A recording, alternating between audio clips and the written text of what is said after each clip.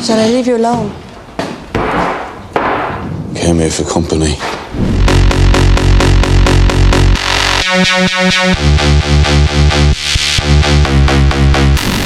Cillian Murphy एक लोकप्रिय Irish stage और फिल्म अभिनेता है। वह उन भूमिकाओं में रुचि रखते हैं जो दर्शकों में भावनाओं का तूफान पैदा करती है और वे बहुत अच्छी तरह से चमकते हैं। मर्फी के नीले आंखें मन में बसती है, जिससे आप उसकी पात्रों को अधीरता से देखते हैं। इस वीडियो में आप आयरिश अभिनेता के करियर और जीवन का हिस्सा बनेंगे।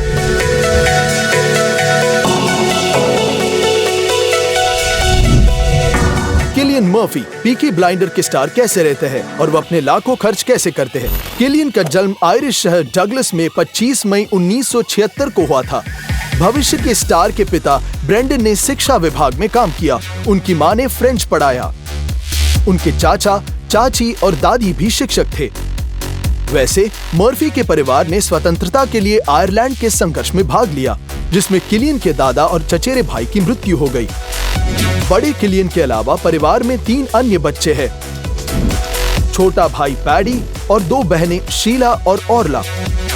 हमारे नायक एक कैथोलिक स्कूल गए, लेकिन अपने बेचैन चरित्र के कारण वह अक्सर मुसीबत में पड़ गए। हालांकि उन्होंने स्कूल में अच्छा प्रदर्शन किया, उन्हें अक्सर निलंबित कर दिया जाता था और लगभग निष्कासित भी किया जाता था। लेकिन हाई स्कूल के 4थे वर्ष में मर्फी ने अपना व्यवहार बदलने का फैसला किया। अपनी सारी बेचैनी के बावजूद लड़के को खेल पसंद नहीं था, क्योंकि उसका स्वास्थ्य बहुत अच्छा नहीं रहता, लेकिन वह विभिन्न प्रकार के क्रिएटिव कार्यों में रुचि रखता था। एक किशोर के रूप में किलियन एक नाटक कार्यशाला में शामिल हो गए और उसे ये इतना पसंद आया कि वह नाटक क्लब में शामिल हो गया। भले ही उनके अनुसार अभिनय एक बहुत खुशी थी, उन्होंने अपने भविष्य को संगीत से जुड़ा हुआ देखा। उनकी परिवार संगीत से जुड़ी थी, इसलिए किलियन, जो एक उत्कृष्ट गिटार वादक थे, एक रॉक स्टार बनने का सपना देखते थे। उन्होंने 10 साल की उम्र से गाने लिखे और बीटल्स को पसंद किया। अपनी युवावस्था में उन्होंने और उनके भाई ने विभिन्न बैंडों में अभिनय किया, जिनमें से सबसे सफल मिस्टर ग्रीन जीन्स थे। इस जुनून ने लगभग लोगों को 5 एल्बमों के लिए एक प्रसिद्ध संगीत लेबल के साथ एक सीरियस अनुबंध पर हस्ताक्षर करने के लिए प्रेरित किया, लेकिन उन्होंने इनकार किया क्योंकि पैडी अभी भी स्कूल छात्र था और इसके अलावा उन्हें कॉपीराइट को अपने संगीत में स्थानांतरित करने के लिए बहुत कम पैसे पेशकश की गई थी। वैसे किलियन ने अपनी रॉक बैंड के संगीत कार्यक्रम में अपनी भावी पत्नी वान मैगनिस से मुलाकात की। हालांकि वे अपने निजी जीवन के बारे में बात करने में बहुत अनिच्छुक थे। ये ज्ञात है कि यवन ने लंदन के रॉयल कॉलेज ऑफ आर्ट में अध्ययन किया था और कला में मास्टर डिग्री प्राप्त की थी। आज वह एक मल्टीमीडिया रचनात्मक कलाकार, फोटोग्राफर, मूर्तिकार और डिजाइनर है। उन्होंने कई शॉर्ट फिल्में भी की है। उनके पिता व्यापक दाख की बारियां और प्रोवेंस में एक वाइनरी के प्रसिद्ध मालिक है। 1996 में हाई स्कूल के स्नातक होने के बाद किलियन के माता पिता ने जोर देकर कहा कि वह यूनिवर्सिटी कॉलेज कॉर्क में फैकल्टी ऑफ लॉ में दाखिला ले, लेकिन वह अपनी पहली परीक्षा में असफल रहे क्योंकि इन पेशे में उनकी कोई महत्वाकांक्षा नहीं थी। बाद में लड़के ने क्लॉकवर्क ऑरेंज का उत्पादन देखा और मंच से स्टेज हो गया। हालांकि बाद में उन्होंने स्वीकार किया कि उस समय उनकी मुख्य प्रेरणा अभिनय करियर नहीं थी, बल्कि पार्टियों में जाना और महिलाओं से मिलना था। जल्द ही मर्फी ने एमेचर प्रोडक्शंस में काम शुरू किया और फिर स्थानीय थिएटर कंपनी में शामिल हो गए। पेशेवर मंच पर उनकी शुरुआत डिस्को पिग्स नामक एक नाटक में हुई थी, जो 2 युवाओं की अस्वस्थ दोस्ती के बारे में है। बाद में थिएटर मंडली के साथ युवा अभिनेता विश्वविद्यालय और रॉक बैंड को भूलकर यूरोप, कनाडा और ऑस्ट्रेलिया के 2 साल के दौरे पर गए, यूनिवर्सिटी को भूल के। किलियन का करियर धीरे धीरे विकसित होना शुरू हुआ। 1998 में उन्होंने शेक्सपियर के मच अडू अबाउट नथिंग के निर्माण में भूमिका निभाई और the tale of Sweety Barrett और द ट्रेंच फिल्मों में स्क्रीन पर दिखाई देने लगे। 1999 की कॉमेडी ड्रामा सनबर्न में मर्फी ने मुख्य भूमिका निभाई और फिर 2001 में उन्होंने एक मानसिक अस्पताल में एक मरीज के बारे में art house film the ledge में काम किया। उसी वर्ष नाटक how Harry became a tree, mini series the way we live now और नाटक डिस्को पिग्स का फिल्म संस्करण जारी किया गया। उत्तरार्ध में वैसे टाइटल में किलियन द्वारा लिखित और गाया गया एक गीत शामिल भी है। फैंस ने मर्फी के प्रदर्शन की प्रशंसा की। उनकी भूमिकाओं की प्रभावशाली सटीकता और बुद्धिमत्ता को ध्यान में रखते हुए उन्हें अविश्वसनीय रूप से रहस्यमय और साहसी रूप से वर्णित किया गया और उनकी उज्जवल उपस्थिति और सुंदर आंखों ने अभिनेता को किसी की भूमिका के लिए उम्मीदवार बना दिया। हालांकि स्क्रीन पर हिट करने के बाद अभिनेता मंच पर कम दिखाई देने लगे। उसी 2001 में मर्फी ने शॉर्ट फिल्म वॉचमैन में एक पटकथा लेखक के रूप में अपना हाथ आजमाया, जहां उन्होंने मुख्य भूमिका भी निभाई। ये काम एडिनबरा फेस्टिवल में प्रस्तुत किया गया और इसे बहुत अच्छी समीक्षा मिली। 2002 में सिलियन ने डैनी बॉयल की हॉरर फिल्म 28 डेज लेटर में भूमिका निभाई। None. Got a headache. Bad? Yeah, it's pretty bad. Well, why didn't you say something before? Well, because I didn't think you'd give a shit. उन्होंने एक ऐसे व्यक्ति की भूमिका निभाई जो एक महामारी के बाद बच गए, जिसने खुद को एक खाली पोस्ट एपोकैलिप्टिक दुनिया में अकेला पाया। प्रामाणिकता के लिए युवा अभिनेता ने 30 पाउंड खो दिए और 3 महीने तक दाढ़ी नहीं बनाई। इस भूमिका के लिए मर्फी को सर्वश्रेष्ठ डेब्यू, सर्वश्रेष्ठ अभिनेता और सर्वश्रेष्ठ ब्रेक थ्रू प्रोडक्शन श्रेणियों में कई फिल्मों पुरस्कार के लिए नामांकित किया गया। अगले वर्ष मर्फी ने ऐतिहासिक फिल्म कोल माउंटेन में अभिनय किया और एडिनबर्ग इंटरनेशनल फेस्टिवल में चेखव के द सीगल के निर्माण में कंस्टेंटिन की भूमिका निभाई। इस बीच किलियन ने एक पेशेवर डाकू के साथी के रूप में ब्लैक कॉमेडी इंटरमिशन में अभिनय किया। यह फिल्म उस समय आयरिश इतिहास में सबसे ज्यादा कमाई करने वाली फिल्म बन गई, जिसने दुनिया भर में लगभग $5 मिलियन की कमाई की। मर्फी को फिर से एक उत्कृष्ट बहुमुखी अभिनेता के रूप में जाना गया, जो आसानी से किसी भी भूमिका को निभाते हैं, चरित्र को पुनर्जीवित करते हैं और मूल रूप से वह बन जाते हैं। इसके अलावा 2003 में film girl with a pearl earring का विश्व प्रीमियर हुआ। Straight or curly? Neither. Long. Very long. No. Cillian ने कसाई की भूमिका निभाई। स्कारलेट योहानसन और कॉलिन फर्थ सेट पर उनके साथी थे। बुचड़खाने में रहने के कारण अभिनेता के लिए भूमिका मुश्किल थी, क्योंकि वे कट्टर शाकाहारी थे। हालांकि आयरिशमैन के बयानों के अनुसार वो नैतिकता के बारे में चिंतित होने की तुलना में पागल गाय की बीमारी से अधिक डरते थे। 1 अगस्त 2004 को किलियन और युवान के दुल्हन के पिता की वाइनयार्ड में शादी कर ली। 1 साल बाद उनका पहला बेटा मेलेकाई हुआ और 2 साल बाद उनके बेटे अरन का जन्म हुआ। प्रसिद्ध माता पिता अपने बच्चों को पत्रकारों के कैमरों से छिपाते थे, लेकिन यह हमेशा काम नहीं करता है। बेटे अभी तक स्टार पिता के नक्शे कदम पर नहीं चलना चाहते हैं और वे सामाजिक कार्यक्रमों में भी दिखाई नहीं देते हैं। 2005 में सफलता और व्यापक मान्यता किलियन को मिली जब उन्होंने बैटमैन बिगिंस में डॉक्टर जोनाथन क्रेन की भूमिका निभाई।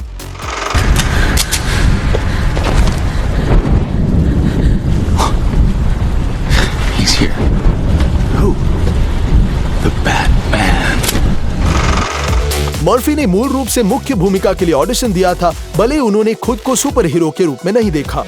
फिर भी क्रिस्टोफर नोलान को आयरिशमैन इतना पसंद आया कि उसने उसे बिना किसी हिचकिचाहट के सुपर विलन की भूमिका के लिए आमंत्रित किया। वैसे किलियन ने ऑडिशन में अमेरिकी एक्सेंट इतनी आसानी से निकाली कि कास्टिंग निर्देशकों को पता ही नहीं चला कि अभिनेता आयरिश है। इस काम के लिए उन्हें सर्वश्रेष्ठ खलनायक श्रेणी में MTV पुरस्कार के लिए नामांकित किया गया था और कुछ साल बाद उन्होंने फ्रेंचाइजी द डार्क नाइट और द डार्क नाइट राइज के सीक्वल में भी अभिनय किया। उसी 2005 में मर्फी ने dramatic comedy breakfast on Pluto में काम किया। I'm warning you. Do you know what you're doing here? Are you on dope or what? Wish that I was, Mr. Killing Man. Why do you have any? Cillian ने 2001 में transgender Patrick Braden की भूमिका के लिए audition दिया, लेकिन निर्देशक नील Jordan ने इस तरह के संवेदनशील विषय पर फिल्म बनाने में संकोच किया। कई सालों तक मर्फी ने उन्हें जल्द से जल्द फिल्मांकन शुरू करने के लिए मनाने की कोशिश की, अन्यथा वह इस भूमिका के लिए बहुत बूढ़े हो जाते। इस चरित्र के प्रदर्शन के लिए मर्फी को गोल्डन ग्लोब के लिए नामांकित किया गया। सर्वश्रेष्ठ अभिनेता के रूप में आयरिश फिल्म और टेलीविजन पुरस्कार जीता और आलोचकों ने इसे काम को अभिनेता की फिल्मोग्राफी में सर्वश्रेष्ठ कहा। कुछ समय पहले रेड आई नामक एक थ्रिलर रिलीज हुई, जिसमें किलियन ने खलनायक की भूमिका निभाई। Wait a minute. You're not stalking me, are you? No.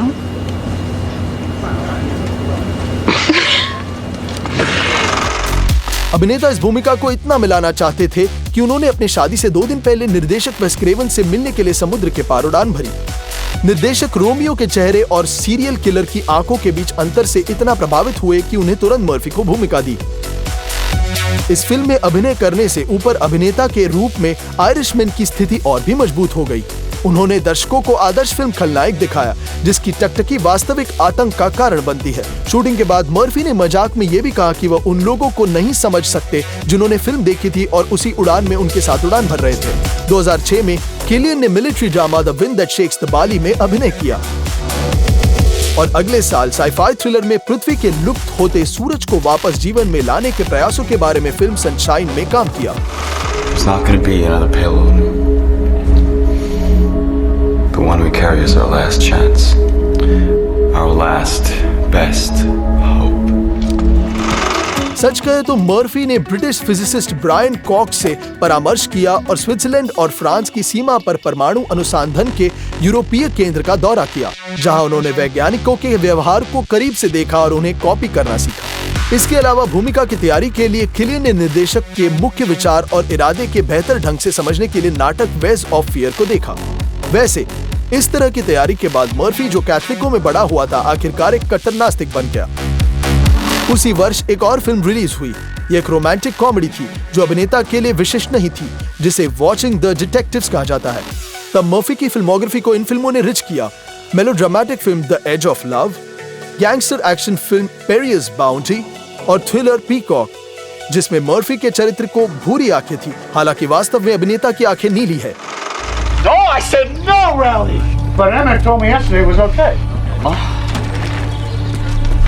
Now get out. Get out, all of you. 2010 में मर्फी ने क्रिस्टोफर नोलैन की साइफाई एक्शन फिल्म इंसेप्शन में अभिनय किया। This is a dream. I should just kill myself to wake up. Right. I wouldn't do that if I were you, Mr. Fisher. I believe they have you sedated, and if you pull that trigger, you may not wake up. जटिल कथानक ने न केवल दुनिया भर के दर्शकों को बल्कि सिलियन को भी चकित कर दिया, जिन्हें अपने कैरेक्टर को समझने के लिए कई बार स्क्रिप्ट को फिर से पढ़ना पड़ा।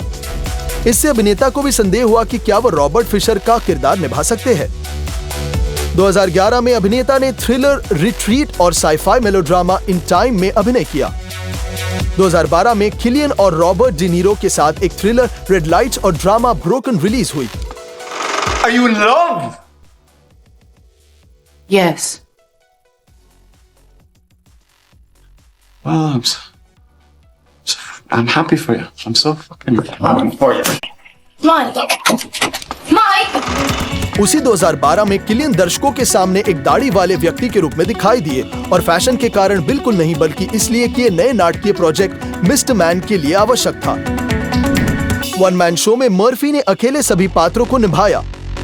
वह प्रार्थना कर रहे थे कि चारों ओर बेवकूफी बने रहे जो हो रही थी, और हंस रहे थे, मजाक कर रहे थे, चिल्ला रहे थे, सिखा रहे थे और मार रहे थे। लंबे समय तक इंग्लैंड, आयरलैंड और न्यूयॉर्क में दर्शकों और आलोचकों की प्रशंसा करने के 2 घंटे के करामती प्रदर्शन को नहीं भुलाया जा सकेगा। इस काम के अलावा अभिनेता को आयरिश टाइम्स थिएटर अवार्ड और अमेरिकन ड्रामा डेस्क अवार्ड मिला। 2013 में लोकप्रिय टीवी शो पीकी ब्लाइंडर्स का पहला सीजन जारी किया गया था। इसकी कहानी के केंद्र में एक पूर्व सैनिक है जो आपराधिक पारिवारिक व्यवसाय का प्रमुख बन गया। I just put a bullet in his head. He looked at me the wrong way. It's not a good idea to look at Tommy Shelby the wrong way. Series ने जल्द ही कई दर्शकों के दिल जीत लिए और किलियन मर्फी और भी लोकप्रिय हो गए। वैसे उन्होंने जेसन स्टेथम से इस भूमिका को चुरा लिया, जिसे शो के निर्माता स्टीवन नाइट वास्तव में सीरीज में देखना चाहते थे। लेकिन तथ्य यह है कि स्टेथम के पास बहुत ही स्टिफ फिल्मांकन का शेड्यूल था। आयरिशमैन और किलियन के लिए फायदेमंद था। हालांकि उन्होंने नाइट को व्यक्तिगत रूप से पर्याप्त रूप से आश्वस्त नहीं किया था। फिर उन्हें एक संदेश भेजा कि वह अभिनेता थे। वास्तविक जीवन में मर्फी अपने चरित्र के व्यक्तिगत में बिल्कुल भी समान नहीं है, लेकिन एक उत्कृष्ट अभिनेता के रूप में वह कुशलता से बदल सकते हैं। ये किसी और के बनने का अवसर था जिसने किलियन को इस भूमिका के लिए आकर्षित किया। उनके चरित्र थॉमस शेल्बी ने शूटिंग के दौरान लगभग 3000 सिगरेट पी, लेकिन अभिनेता वास्तव में गुलाब की गंध के साथ विशेष हर्बल सिगरेट पी रहे थे, जो अभिनेता के अनुसार बिल्कुल भी नशे के लत नहीं लेते। अन्य बातों के अलावा मर्फी को मांस खाना शुरू करना पड़ा और भूमिका के लिए वजन बढ़ाने के लिए जिम में कड़ी मेहनत करनी पड़ी। उसे घोड़े की सवारी भी करनी पड़ी। शूटिंग की तैयारी करते हुए मर्फी ने एक्सेंट प्राप्त करने के लिए वास्तविक रोमानियाई जिप्सियों के साथ कुछ समय बिताया, क्योंकि उनका चरित्र जिप्सियों का वंश था। और शेल्बी के हेयर स्टाइल शो के फैंस के बीच बहुत लोकप्रिय हो गई है, जो एक किलियन को भी बहबूद करती है, क्योंकि उसे हेयर स्टाइल बिल्कुल पसंद नहीं है। वैसे एक बार अभिनेता के साथ एक घटना हुई। वह एक रेस्तरां में था जब अचानक पीकी ब्लाइंडर्स की शैली में एक पार्टी शुरू हुई और अभिनेता के दोस्तों को चुपके से वहां से बाहर निकलना पड़ा ताकि प्रशंसक उसे सुवेनियर में ना फाड़े। अपने प्रदर्शन के लिए सिलियन मर्फी ने एक नाटक में अग्रणी भूमिका में सर्वश्रेष्ठ अभिनेता के लिए एक आयरिश फिल्म और टेलीविजन पुरस्कार जीता और सर्वश्रेष्ठ नाटकीय प्रदर्शन के लिए एक राष्ट्रीय टेलीविजन पुरस्कार। पीकी ब्लाइंडर्स के 6 सीजन अब तक फिल्माए जा चुके हैं और लेखकों का विचार यह है कि फिल्म के साथ सीरीज को समाप्त करना है, जिसके उत्पादन को 2023 से लॉन्च करने की योजना है। सीरीज में अपने अभिनय के लिए अभिनेता की फीस हॉलीवुड मानकों से बहुत अधिक नहीं है। पहले सीजन में उनके प्रत्येक एपिसोड के लिए लगभग $65,000 मिले। प्रत्येक नए सत्र के साथ रेटिंग बढ़ती रही और यह मान लेना उचित होगा कि किलियन की फीस भी बढ़ी। इसके अलावा वो कुछ एपिसोड में सह निर्माता भी है, जिससे आय बढ़ती है।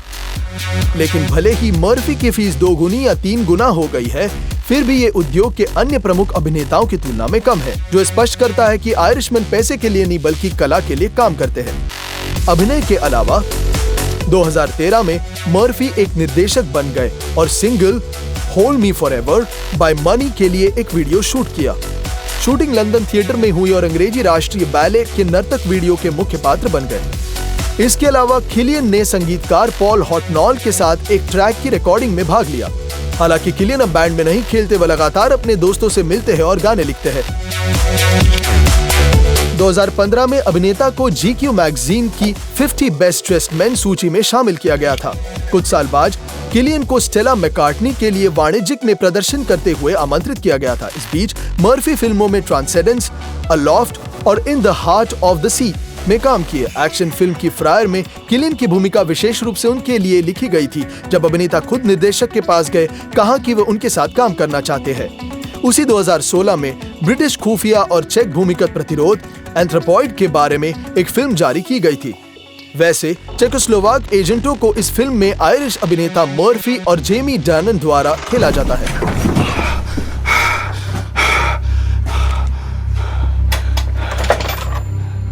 How much did the Germans pay you for turning in your fellow countryman? अगले वर्ष मिलिट्री ड्रामा डनकर्क और comedy drama the party release की गई, जिसमें अभिनेताओं और अभिनेत्रियों को समान राशि की भुगतान किया गया था, जिसका उपयोग तब फिल्म उद्योग में लैंगिक समानता को बढ़ावा देने के लिए भी किया गया था। 2018 में मर्फी मेलोड्रामा द डेलिंक्वेंट सीजन में दिखाई दिए। 2019 में ल्यूक बेसन की घातक गोरा एना के बारे में एक्शन फिल्म रिलीज हुई और एक साल बाद किलियन ने शानदार हॉरर फिल्म ए क्वाइट प्लेस पार्ट 2 की अगली कड़ी में अभिनय किया। The people that are left, what they've become, they're not the kind of people worth saving. 2021 में कोरियाई पैगी गो के साथ किलियन मर्फी मॉन्ट ब्लैक के नए राजदूत बन गए और नए संग्रह के सहायक उपकरण प्रस्तुत किए। 2023 की गर्मियों में रिलीज होने वाली फिल्म ओपनहाइमर का फिल्मांकन पहले से ही समाप्त हो चुका है। ये किलियन और निर्देशक क्रिस्टोफर नोलैन के बीच एक और सहयोग है। ये फादर ऑफ एटॉमिक बम के बारे में है। मैनहट्टन प्रोजेक्ट वैज्ञानिक निर्देशक रॉबर्ट ओपनहाइमर। इसके अलावा अभिनेता के पास फ्रीस्टाइल 60 के दशक और हिपी घटना के बारे में एक अप्रकाशित फिल्म हिपी हिपी शेक है, जिसमें मर्फी ने सियाना मिलर के साथ अभिनय किया था। इसके अलावा अभिनेता के पास इब्राहिम के उपन्यास एट स्विम टू बर्ड्स के फिल्म संस्करण में अभिनय करने का एक समझौता है और द्वितीय विश्व युद्ध के दौरान कब्जे वाले फ्रांस में होने वाले घटनाओं के बारे में एक और नियोजित फिल्म वेफरिंग स्ट्रेंजर्स है। हालांकि उसके उत्पादन के बारे में कुछ भी ज्ञात नहीं है। चूंकि किलियन अक्सर डबलिन में सिनेमाघरों में प्रदर्शन करते हैं, इसके लिए उनको हॉलीवुड जाने का कोई इरादा नहीं है। हालांकि वो 15 साल से लंदन में रहते थे। वो अपने निजी जीवन के बारे में बात नहीं करने के अपने नियम से चिपक जाते हैं। शायद ही कभी टेलीविजन पर दिखाई देते हैं, या व्यक्तिगत स्टाइलिस्ट या व्यक्तिगत प्रचारक नहीं है, या अक्सर अकेले फिल्म प्रीमियर में आते हैं। वैसे मर्फी की एजेंट खुश नहीं है कि अभिनेता सफल प्रोजेक्ट्स द्वारा बनाई गई लोकप्रियता की लहर को पकड़ने का इनकार करता है। वह फिल्म की खातिर अपने परिवार को लंबे समय तक छोड़ना पसंद नहीं करते और जैसे कि वे थोपते हैं, व्यवहार करते हैं। अभिनेता फैशन का पालन नहीं करते और ऐसे कपड़े पसंद करते हैं जो स्वाभाविक रूप से वृद्ध होते हैं। धीरे धीरे पहनने की प्रक्रिया में अपने स्वयं को बन जाते हैं। किलियन जैकेट और जूते पहनते हैं जब तक कि वे पूरी तरह से खराब न हो जाए। सामान्य तौर पर उनका मानना है कि दर्शक अभिनेता के वास्तविक जीवन के बारे में जितना कम जानते हैं उतना अच्छा होगा। इसके लिए वह गपशप कॉलम में बात नहीं करते और वह शायद कम ही साक्षात्कार देते हैं।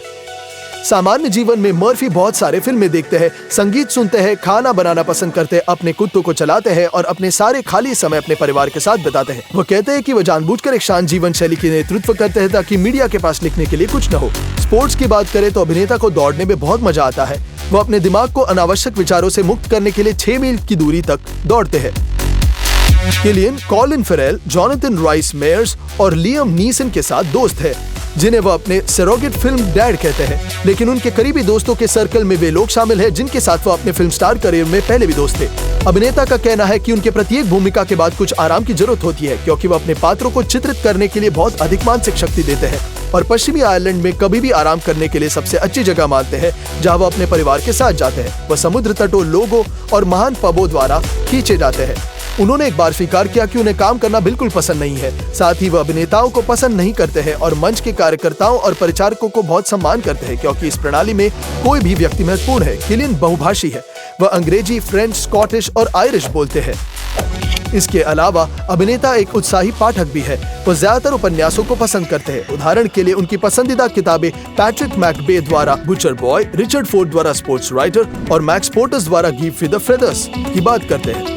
मर्फी अपनी उम्र में बहुत अच्छे महसूस करते हैं और खुद के अभिनेता के अनुसार 20 वर्षीय किलियन अभी भी अपने सिर में रहते हैं, ऊर्जा से भरे हैं, किसी भी चीज के लिए तैयार होते हैं। ये कॉमन सेंस की वजह से है। विभिन्न स्रोतों के अनुसार मर्फी का भाग्य अभी 15 से 20 मिलियन डॉलर का है और उनकी पत्नी यूवेन की राजधानी कुछ अनुमानों के अनुसार लगभग 1 मिलियन डॉलर है। दंपति अपने बच्चों के साथ डबलिन के एक उपनगर मॉन्स्टाउन में 1.7 मिलियन डॉलर के घर में रहते हैं। हवेली को 1863 में निर्मित एक सुरुचिपूर्ण और आरामदायक घर के रूप में वर्णित किया गया है और ये विक्टोरियन निवास का एक अच्छा उदाहरण है। मूल फायरप्लेस कई कमरों में संरक्षित है, साथ ही 6 बेडरूम और लिविंग रूम है। लेकिन किलियन निश्चित रूप से उन्हें बाहरी लोगों को नहीं दिखाते। इस घर के अलावा कपल की उत्तर पश्चिमी लंदन में अचल संपत्ति है। स्क्रीन पर और रेड कार्पेट पर अभिनेता विभिन्न प्रकार की कारों को चलाते हुए दिखाई देते हैं और वास्तविक जीवन में उन्हें एक सफेद लेक्सस RX 450 हाइब्रिड SUV को $48,000 की शुरुआती कीमत पर खरीदा गया था और सिंपल सिल्वर सेडान भी है। इस तरह रॉक संगीतकार एक अभिनेता बन गए और उन्होंने जो भी भूमिका निभाई उसके अतुलनीय प्रदर्शन से कई दिल जीते। किलियन मर्फी के रहस्य और गोपनीयता की आभा प्रशंसकों के हित को और बढ़ावा देती है। उन्हें आयरलैंड के महानतम अभिनेताओं में से एक कहा जाता है और वह नियमित रूप से जेम्स बॉन्ड की भूमिका के संभावित दावेदारों की सूची में भी शामिल है। कमेंट्स में शेयर करें, क्या आप इस अभिनेता को जेम्स बॉन्ड खेलते हुए देखना चाहेंगे? Okay. I'm signing out. अगर आप इस वीडियो को लाइक करते हैं तो शेयर करें, सब्सक्राइब करें और कमेंट करें ताकि आप कुछ इंटरेस्टिंग चीज ना भूलें।